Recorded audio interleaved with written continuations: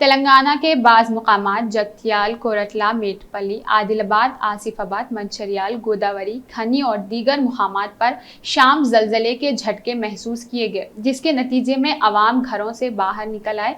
जलजले के झटके गुज़िश्ता शाम 7 बजे के करीब महसूस किए गए और जो 5 से 6 सेकंड तक महसूस किए गए हैं। बाज़ अफराद ने बताया कि उन्होंने ज़मीन को हिलता हुआ महसूस किया।